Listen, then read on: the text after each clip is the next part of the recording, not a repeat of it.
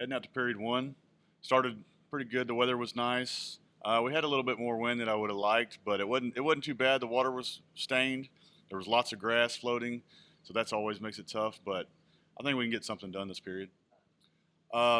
Today, I threw a gulp ripple mullet and a chartreuse neon pepper. They couldn't turn it down. They loved it.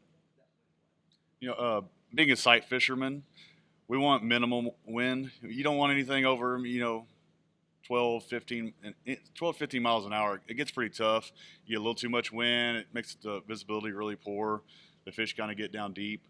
Usually calmer days, sun's out. It makes these redfish over here, if they float up, they come to the top and you can see them so much easier. So the lower the wind, the better. Yeah, this getting the updates, it can really stress you out.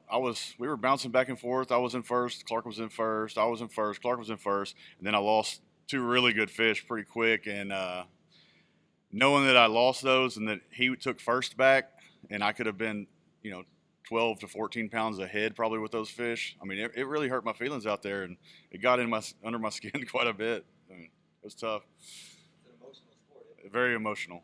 I just can't do it. Yeah, there is. I'd have to say it's my Waterloo Rods. Without those, hell, I can't even cast.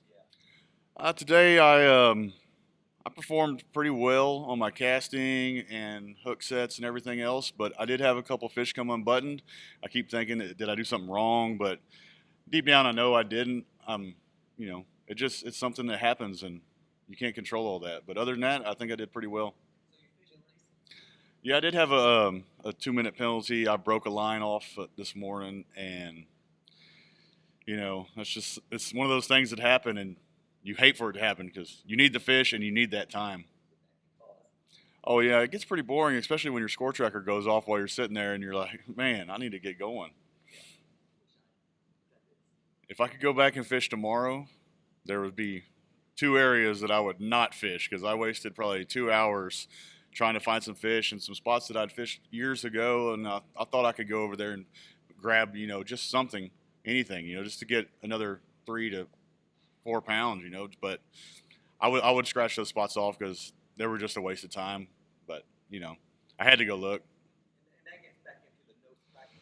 Yeah, now we got to go to the elimination round, and it's gonna be tough. I mean, there's some excellent anglers still left in the field, and we're all gonna be compressed down into 2 rounds. So it's gonna be real tough on this one. It's gonna be a battle, but I've been there before and I've won it before, so I'm gonna give it all I got. The practice in that part of it. Yeah, not being able to practice, you come in this blind, you got 30 minutes to look around, and you can only do so much in 30 minutes. I mean, you don't want to just fly around at 60 miles an hour because you're not going to see anything. So we're creeping around, 10 miles, 15 miles an hour, just looking, watching for bait, birds, wakes, all the normal stuff that everybody wants to look for before you start your day. But we just don't have much time to look, and there's so much water to cover. We got to do what we got to do.